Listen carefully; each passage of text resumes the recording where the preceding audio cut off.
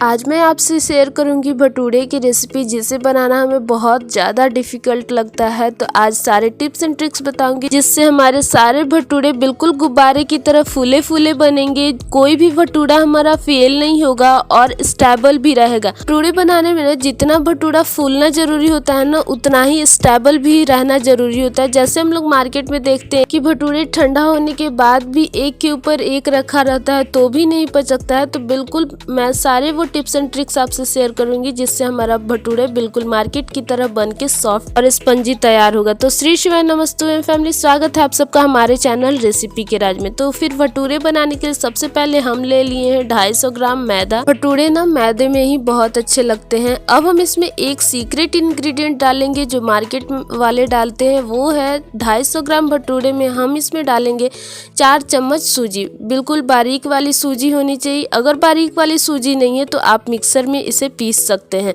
फिर इसमें डालेंगे आधा चम्मच चीनी। जो सारे ये टिप्स बता रही हूँ ना, वो मार्केट वाली की बता रही हूँ। फिर इसमें आधा चम्मच बेकिंग पाउडर डाल दिए हैं और आधा चम्मच हम इसमें नमक डाल दिए हैं। अब सारे ड्राई इंग्रेडिएंट को मिक्स करेंगे। बेकिंग पाउडर से बहुत अच्छा रिजल्ट आता है। मार्केट वाले बेकिंग पाउडर का ही इस्तेमाल करते हैं, तो बिल्कुल हम इसमें बेकिंग पाउडर ही डालेंगे। और सारे ड्राई इंग्रेडिएंट को देखिए हम मिक्स कर दिए हैं। अब इसमें हम डाल देंगे 100 ग्राम दही, जो रूम टेम्परेचर पे है। अगर आप स्पून से मेजर करें तो 4 से 5 चम्मच होगा ये। और दही डालते समय ना एक बात का ध्यान रखिएगा कि दही ज्यादा खट्टा नहीं होना चाहिए। अगर ज्यादा खट्टा दही होगा ना तो फिर आपका भटूरा भी खट्टा खट्टा बन के तैयार होगा। तो सारे को अच्छे से हम दही को मिक्स कर देंगे मैदे में। और इसी के साथ हम डाल देंगे 2 चम्मच रिफाइन ऑयल। रिफाइन ऑयल से बहुत परफेक्ट रिजल्ट आता है, आप इसमें घी का इस्तेमाल नहीं कीजिएगा। और सबको अच्छे से डाल के मिक्स करेंगे। आप दही और रिफाइन एक साथ ही डालिएगा। और देखिए सबको अच्छे से मिक्स कर दिए हैं। अब चलिए हम डो लगा लेते हैं। तो डो लगाने के लिए सबसे पहले हमें इस बात का ध्यान रखना होगा कि पानी बिल्कुल नॉर्मल होना चाहिए, ना ठंडा होना चाहिए ना गर्म होना चाहिए। और दूसरी बात कि जब भी हम डो लगाए ना, तो जैसे हम लोग रोटी बनाने के लिए डो लगाते हैं ना, बिल्कुल भी वैसे नहीं लगाना है। बस हमें सारे मैदे को इस तरीके से इकट्ठा कर लेना। देखिए जैसे रोटी बनाने के लिए सॉफ्ट आटा गूंथते हैं ना, उससे भी ज्यादा सॉफ्ट हमें आटा गूंथ के तैयार करना है, ठीक है। और ऐसे अब किचन काउंटर पे रख के ऐसे हम स्ट्रेच कर लेंगे 5 मिनट के लिए। थोड़ा ये मेहनत करना पड़ेगा। और फिर उसके बाद इस तरीके से हम पटक पटक के इसमें अच्छे से ग्लूटेन डेवलप हो जाएगा। तो हमारा भटूरे ना बहुत अच्छा से फूला फूला बन के तैयार होगा। और इसी की वजह से ना आटे में मैदे में खिंचाव होता है। और फिर उसके बाद जब 5 मिनट की प्रोसेस करने के बाद हम 1 चम्मच रिफाइन ऑयल से मैदे को हम अच्छे से चिकना कर लेंगे इस तरीके से। देखिए बिल्कुल परफेक्ट हमारा डो लगा है। आप लोग देख सकते हैं लचीलापन है हमारे डो में। और रिफाइन ऑयल लगाने के बाद ना ये अच्छे से चिकना हो जाता है, हाथ में बिल्कुल भी नहीं चिपकता है। आप लोग देख सकते हैं ऐसे चिकना करके हम अच्छे से इसको 2 से 3 घंटे के लिए सूती कपड़े से ढक के रेस्ट करने के लिए रख देंगे। अगर आप चाहे ना तो 4 से 5 घंटा भी अगर रखते हैं ना तो अच्छा रिजल्ट आएगा। लेकिन मेरे पास टाइम नहीं था तो मैं बस इसे 1 घंटे ही रेस्ट करने के लिए रखी थी, ठीक है। तो आप इसे 2-4 घंटे पहले ही आटे को लगा ले, उसके बाद ही आप भटूरे बनाए। और देखिए 1 घंटे के बाद देख सकते हैं कितना परफेक्ट रिजल्ट आया है। बिल्कुल अच्छे से डो हमारा फूल गया है, आप लोग देख सकते हैं। और कितना अच्छा लचीलापन आ गया है, कितना ज़्यादा ये खींच रहा है। और अगर आपका डो इस तरीके से खींचे ना तो बिल्कुल परफेक्ट डो लगा है। देख सकते हैं कितना परफेक्ट हमारा डो लग के तैयार हो चुका है। अब हम चलिए इसका लोई बनाते हैं। तो लोई बनाने के लिए सबसे पहले हम आटा लेंगे और आटे को ना ऐसे अंगूठे के बीच से ऐसे निकाल लेंगे। तो आप लोग देख सकते हैं लोई के शेप में ये निकल चुका है। और इस ट्रिक से ना कोई भी क्रैक नहीं आते हैं लोई में। इस तरीके से आप लोग देख सकते हैं।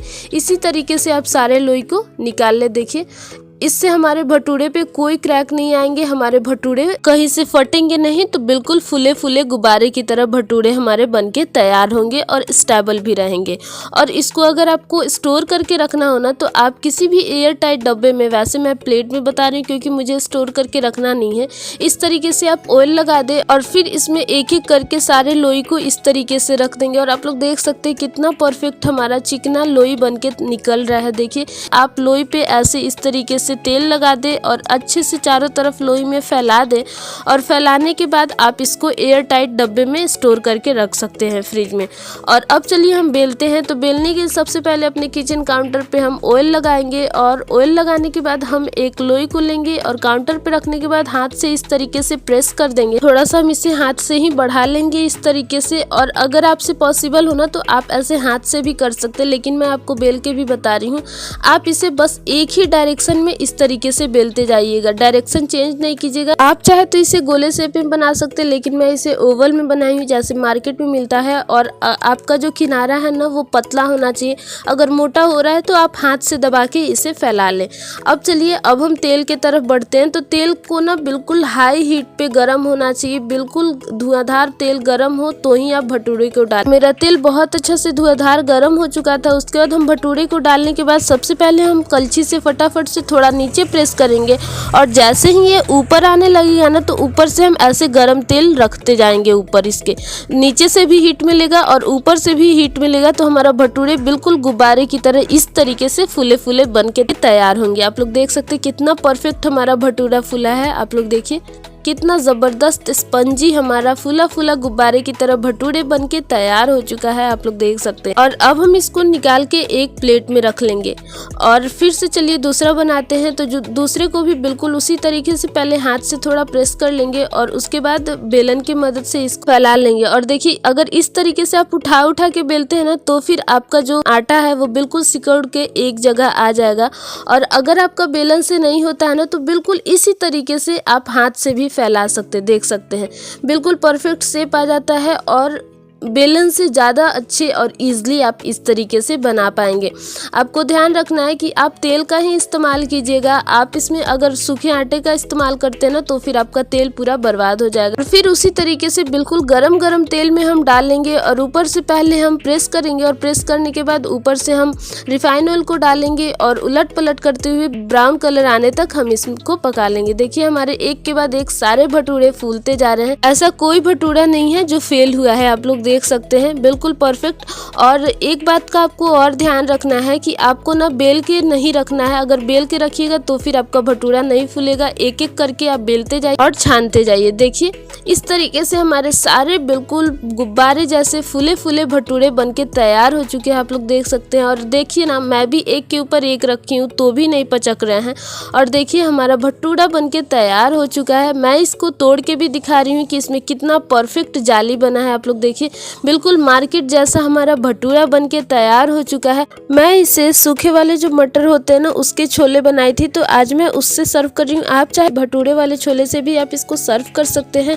मैं दोनों छोले का लिंक डिस्क्रिप्शन बॉक्स में डाल दूंगी, आप जाके चेक कर सकते हैं। और आपको मेरी वीडियो कैसी लगी वो मुझे कमेंट करके जरूर बताइएगा। और इंस्टाग्राम का ID भी नीचे है तो आप फटाफट से जाके वहाँ पे फॉलो कर लीजिए। तब तक के लिए thank you, take care, bye.